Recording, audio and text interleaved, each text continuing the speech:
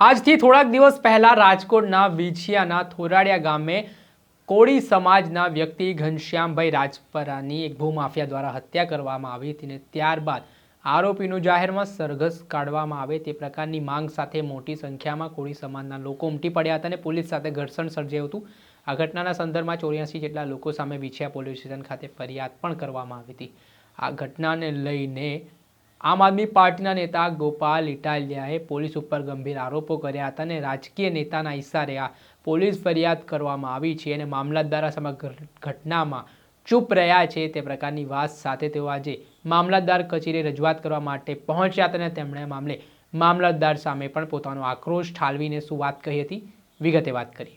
વૈષ્ણવજન તો તેને કહીએ જે પીડ પરાઈ જાનાને રે।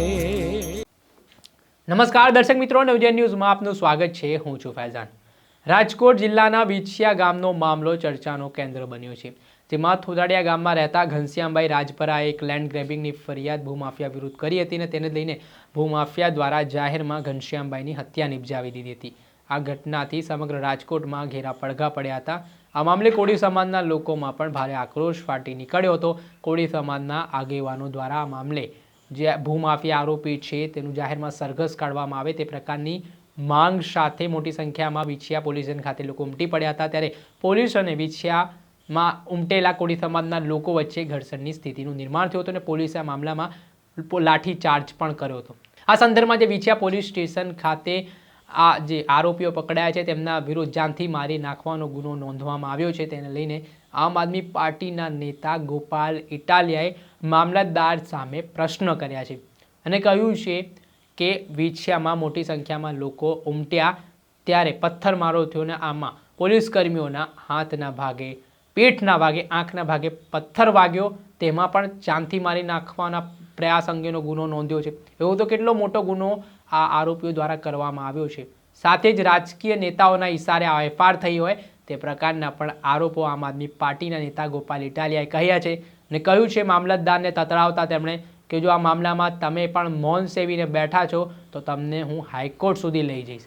પહેલા તો ઘટનાને લઈને શું કહી રહ્યા છે આમ આદમી પાર્ટીના નેતા ગોપાલ ઇટાલિયા તે સાંભળી લો। વિછિયામાં જે ઘટના બની એ ઘટનામાં પોલીસે જે કાર્યવાહી કરી છે એ તદ્દન ગેરકાયદેસરની, ગેરવ્યાજબી અને ગેરબંધારણીય છે અને આવી ગેરકાયદેસરની કાર્યવાહી કરી હોવા છતાંય એક્ઝિક્યુટિવ મેજિસ્ટ્રેટ એટલે કે મામલતદારે અત્યાર સુધી કોઈ કાર્યવાહી કરી નથી, એ ગંભીર ગુનો છે। પોલીસે નિર્દોષ માણસો ઉપર 307 લગાવી જાનથી મારી નાખવાની કોશિશનો ગુનો લગાવ્યો। જો તમે એફઆઈઆર વાંચી હશે તો ખબર હશે। પોલીસની એફઆઈઆર મેં વાંચી, એમાં પોલીસે એવું લખ્યું છે કે પીઆઈ ટીબી જાની છે એને જમણા હાથની આંગળીમાં અને કાંડામાં પથ્થર વાગ્યો એફઆઈઆર પ્રમાણે। પીઆઈ વીવી ઓડેદરા છે એને જમણા પગના નળામાં પથ્થર વાગ્યો। પીએસઆઈ સરવૈયા છે એને ડાબા પગના પંજામાં પથ્થર વાગ્યો। પીએસઆઈ ગોહિલ છે એને ડાબા પગના નળામાં પથ્થર વાગ્યો। હેડ કોન્સ્ટેબલ પ્રકાશ નામનો વ્યક્તિ છે એને ડાબા હાથની આંગળીમાં પથ્થર વાગ્યો। મહિલા પોલીસ કોન્સ્ટેબલ સવિતાબેન છે એને ડાબી આંખ પાસે પથ્થર વાગ્યો। જીઆરડી મુકેશ છે એને પીઠમાં વાગ્યો। આ પોલીસના શબ્દો। આ તમામ લોકોને પગમાં અને હાથમાં પથ્થર વાગ્યો તો તમે એક મામલતદાર તરીકે વિચારો કે હાથમાં પથ્થર વાગે માણસ મરી જાય? જાનથી મારવાની માટે ક્યાં મારવું પડે અને શું મારવું પડે? તો પોલીસને નથી ખબર કે આ ખોટું થઈ રહ્યું છે। કોઈને જાનથી મારવો ક્યાં મારવું પડે? પગમાં મારવું પડે, માથામાં મારવું પડે અને પથ્થર મારવો પડે, ધોકો મારવો પડે? આટલી હદે રાજકારણ પ્રેરિત એફઆઈઆર કરી કે તમામ પોલીસ એફઆઈઆરમાં એને જ લખ્યું છે કે પગમાં વાગ્યું, હાથમાં વાગ્યું, પગમાં વાગ્યું, હાથમાં વાગ્યું અને 308 લગાવી દીધી નિર્દોષ માણસો ઉપર। પગમાં પથ્થર વાગે માણસ કેવી રીતે મરે? જે ઘટનાથી માણસ મરવાની કોઈ સંભાવના નથી એ ઘટનાને 307 નું સ્વરૂપ આપવું મામલતદાર જોઈ રહ્યા છે તો કોની પાસે ન્યાય માંગવા જવાનું? આખી ઘટનામાં 307 ની કલમ નિર્દોષ માણસો પર પોલીસે લગાવી છે। હું એક્ઝિક્યુટિવ મેજિસ્ટ્રેટ પાસે અપેક્ષા હું લેખિતમાં આપવાનો છું, તમે આની પર શું મોટો કોગ્નિઝન્સ લ્યો। તમારી પાસે મેજિસ્ટ્રેરિયલ પાવર છે, તો કઈ ખાલી 151 ની અરજીઓ પર સહી કરવાના જ છે કે 151 આવીને સહી કરી બીજું શું કરશે મેજિસ્ટ્રેટ? અહીંયા પોલીસે ગેરકાયદેસરનો લાઠીચાર્જ કર્યો. આપના ધ્યાનમાં સાહેબ, લાઠીચાર્જ કરતા પહેલા એક્ઝિક્યુટિવ મેજિસ્ટ્રેટની પરમિશન લેવી પડે એવું તમારા નોલેજમાં છે? આ ઘટનામાં પોલીસે પરમિશન લીધી છે તમારી? ઓરેલી પરમિશન તમારા એગ્રીમેન્ટ મેજિસ્ટ્રેટ ત્યાં હાજર જ હતા, ડેપ્યુટ કરેલા જ હતા. એફઆઈઆર માં તો ઉલ્લેખ નથી કે પરમિશન થી લાઠી.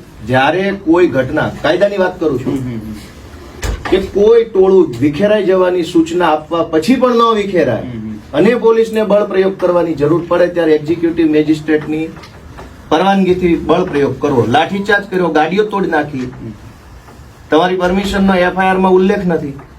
પોલીસ તો રાજકીય હાથો બને છે. કાલે તમારા હાઈકોર્ટમાં જવાબ આપવો પડશે.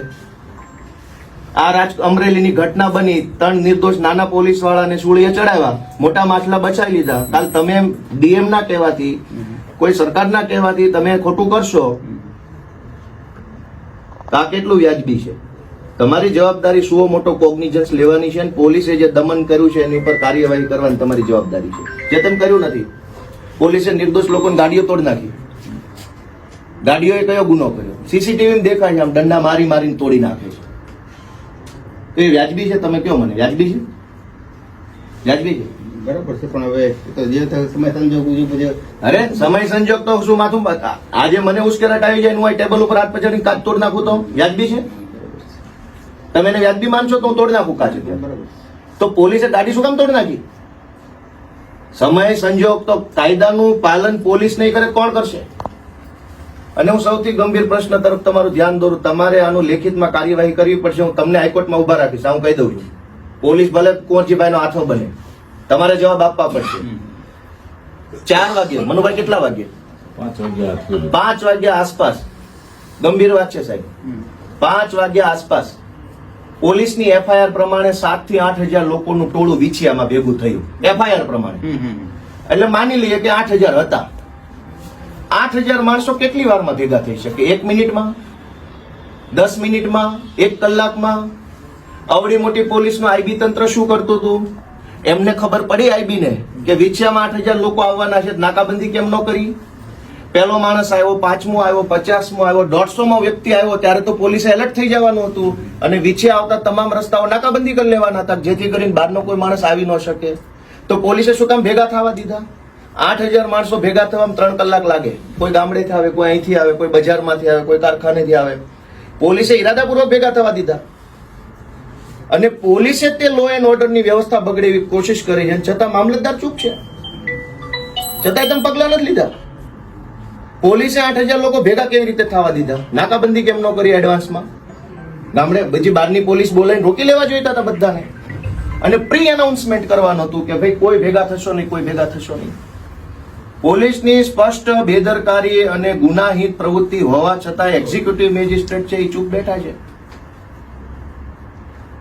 બીજી વાત કે જે ઘનશ્યામભાઈ રાજપરાની હત્યા થઈ પછી પોલીસે, મોટા અધિકારીઓ સુરેન્દ્રનગરથી કોઈ એસપી બધાએ ગેરકાનૂની બાહેધરી આપી કે અમે સરઘસ કાઢશું. આવી બાહેધરી કયા આધારે આપી પોલીસે? અને એ વાત લોકોમાં ફેલાઈ ગઈ, લોકોને ખબર પડી ગઈ પોલીસે ગેરકાયદેસર રીતે સરઘસ કાઢવાનું કીધું છે એટલે તો લોકો આવ્યા ને. નહીં તો પોલીસના મનની વાત જનતાને કેવી રીતે ખબર પડી ગઈ? અચાનક 8,000 લોકો ક્યાંથી આવી ગયા? 8,000 લોકોને એડવાન્સમાં પોલીસના મનની વાત ખબર પડી ગઈ. પોલીસે કીધું બધાને કે અમે સરઘસ કાઢશું એટલે તો લોકો ત્યાં આવ્યા હશે. તો પોલીસે આવી વાત શું કામ કરી? અને કોણ એને પ્રશ્ન પૂછશે? પોલીસને એક્ઝિક્યુટિવ મેજિસ્ટ્રેટ નહીં પૂછે ક્યાં જવાનું? અને બધા જો ભાજપના હાથા બનીને બેઠા હશે તો કલ્યાણ થઈ ગયું ભારતનું. એટલે મારી સાહેબ સ્પષ્ટ શબ્દોમાં એક વકીલ તરીકે, કોઈ હું રાજકીય બિન રાજકીય વાત નહીં, હું વકીલ તરીકે કહેવા આવ્યો છું કે આ તમારી જવાબદારી છે. તમે મામલતદાર મેન્યુઅલ વાંચ્યું છે, હું એનું આખું પ્રકરણ વાંચીને અત્યારે તમારે અમે વાત કરું છું. તમારી પાસે જે પાવર છે એનો ઉપયોગ કરો. ખાલી 151માં સહીઓ કરવા પૂરતો નથી. પોલીસ આવા ખોટી રીતે ગાડીઓ તોડી નાખે, નિર્દોષ માણસોને એરેસ્ટ કરી લે, હજુ ગામડે ગામડે ફરીને એરેસ્ટ કરવાની કોશિશ કરે છે નિર્દોષ માણસો. તો ના કોણ પાડશે એને? તમે મને જવાબ આપો, કોણ ના પાડશે?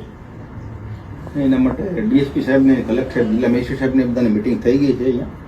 એ રીતે સાહેબે એમને સૂચના આપી છે કે ભાઈ ખોટી રીતે હજુ ગામડામાં જાય છે, જે બેસણામાં આવે છે એને પોલીસ એરેસ્ટ કરે છે. તો મરી જાય કોઈ માણસ, બેસણામ સાહેબ નહીં આવવાનું. હિન્દુત્વની વાતો થાય જ્યાં દીકરો મરી ગયો હિન્દુનો છે, આપણે હિન્દુ છીએ, હિન્દુ પરંપરા પ્રમાણે બેસણું થાય, બેસણામાં આવે ને પોલીસ પકડી લે તો હિન્દુ છો કે પાકિસ્તાની છો? બેસણામાં આવેલા માણસોની ધરપકડો થઈ. હિન્દુ પરંપરામાં બેસણું એટલે આપણી સંસ્કૃતિ છે, આપણો રિવાજ છે. કેવી રીતે પોલીસ પકડી જાય? તમે એક શબ્દ નહીં બોલો, તમે આ પોલીસને એક શબ્દ નહીં કહો કે બેસણામાંથી કેવી રીતે પકડાય. ઓલા ભાઈ કોણ હતા? ઓલાના જમાઈ મુકેશભાઈ. મુકેશભાઈ જમાઈ. હા, હું તમારું જમાઈ નામ નવનીત નવનીત સોલંકી ખરખરો કરવા આવ્યા છે, એને પોલીસે જેલમાં પૂરી દીધા. અમદાવાદ જે માણસ રહે છે એને ખબર પડી કે આપણા હગાનું ખૂન થઈ ગયું, મૃત્યુ થઈ ગયું, ખરખરે આવ્યા, એને પોલીસે જેલમાં તમે સાહેબ હિન્દુ છો કે નહીં મને એમ કહો? આપણામાં ખરખરો હોય કે ન હોય? ખરખરામાં પોલીસ પકડી જાય તમે વાજબી માનો છો? તો મામલતદાર તરીકે શું કાર્યવાહી કરશો કયો? તમારી પાસે એક્ઝિક્યુટિવ મેજિસ્ટ્રેટનો આખા તાલુકાનો ચાર્જ છે, શું કાર્યવાહી કરશો? કે તમે ખાલી કલેક્ટર કે એમ જ દોડશો? ડીએસપી કલેક્ટર તો મોટા હોદ્દાઓ છે, એ બચી જાય, નાના માછલા પકડાઈ જશે. આમાં ખરખરામાંથી માણસો ઉઠાવી જાય. ગાડીઓ પકડીને પૂરી દીધી પોલીસે. કેટલી ગાડીઓ પોલીસના કેમ્પસમાં મૂકી રાખી છે એમના, અને દમ દાટી મારીને ગાડીઓ છોડે છે. ત્યાં કારખાના છે વિછાની બજારમાં, લોકો હીરા ઘસે છે. એક તો વેપારી, શું નામ એનું ઓલા સીસીટીવી વાળા તસવીર, સનાળી ગામના એક આગેવાન છે, પટેલ છે, રીતેશ પટેલ અરણિયા, એ એની ઓફિસમાં બેઠા છે, સીસીટીવી ચાલુ છે. એને આ ઘટના સાથે કઈ લેવા દેવા નથી, એની જ્ઞાતિ પટેલ છે. આ ઘટનામાં મુખ્યત્વે આક્રોશ કોળી સમાજમાં હતો, તો સ્વાભાવિક એમ સમજી શકાય કે અન્ય સમાજનો વ્યક્તિ આક્રોશમાં ન હોય. એને પોલીસે પકડીને જેલમાં પૂરી દીધો, જે એની દુકાનમાં બેઠો છે ને. મામલતદાર શું કરશે? તમાશો જોશું સાહેબ આપણે. જેટલા સાહેબ રાતે આવ્યા ને, આ બધાને મારવામાં કઈ ખામી નથી. કાલ જોયું, માથા 3-4 માથા ફાડ નાખ્યા, તોય દવાખાને નથી લઈ ગયા. અહીંયા આ પોલીસ ખાતું દવાખાને, કાલ મને ખબર પડી ને હું ગયો તો કોઈ દવાખાને નથી લઈ ગયા. અને 2-3 જણાના હાથે ફ્રેક્ચર છે, ઉલટાની 300 હાથ આની ઉપર. આ ભાઈનો દીકરો તો 10-10:30 લઈ ગયા, પથ્થર મારો તો 5 વાગે ગયો, બધાને પછી જ લઈ ગયા. હતા આમ આદમી પાર્ટીના નેતા ગોપાલ ઇટાલિયા. તેમણે પોલીસે જે જાનથી મારી નાખવાના પ્રયાસ અંગે ગુનો નોંધ્યો હતો, આરોપીઓ વિરુદ્ધ તે સંદર્ભમાં પોતાનો વાંધો વ્યક્ત કર્યો છે, પોતાનો રોષ ઠાલવ્યો છે. સાથે જ જે લોકો હાલ મૃતક છે ઘનશ્યામભાઈ, તેમના ત્યાં બેસણામાં જઈ રહ્યા છે, ત્યાં પણ પોલીસ ત્યાં બેસણામાં આવતા લોકોની ધરપકડ કરતી હોય તે પ્રકારના આરોપો પણ ગોપાલ ઇટાલિયા દ્વારા લગાવવામાં આવ્યા છે. અને તેમણે આ મામલે જે રીતે પોલીસ કાર્યવાહી કરી રહી છે તેમાં મામલતદાર સંજ્ઞાન લે અને આ ઘટનાના સંદર્ભમાં પોતાનું મૌન તોડે તે પ્રકારની વાત પણ પોતે રજૂઆત કરીને તેમણે જણાવી છે. નહીંતર આ સમગ્ર મામલો છે તે આગામી દિવસોમાં આમ આદમી પાર્ટીના નેતા ગોપાલ ઇટાલિયા ગુજરાત હાઈકોર્ટમાં પણ પડકારી શકે છે. ત્યારે હવે જોવાનું કે આ સમગ્ર ઘટનાના સંદર્ભમાં જે વિછિયામાં પથ્થરમારો બન્યો અને જે રાજકારણ ગરમાયો છે, આરોપ પ્રત્યારોપ લાગી રહ્યા છે, ત્યારે આ ઘટનામાં આગામી દિવસોમાં શું સત્ય બહાર આવે છે. દર્શક મિત્રો, અત્યાર સુધીમાં બસ આટલું. આવા નવા વિડીયો સાથે આપને માહિતગાર કરતા રહીશું. એટલે નવજીવન ન્યૂઝની ચેનલને આપ લાઈક કરી લો, સબસ્ક્રાઇબ કરી લો અને શેર કરવાનું ભૂલતા નહીં. વૈષ્ણવજન તો તેને કહીએ જે પીડ પરાઈ.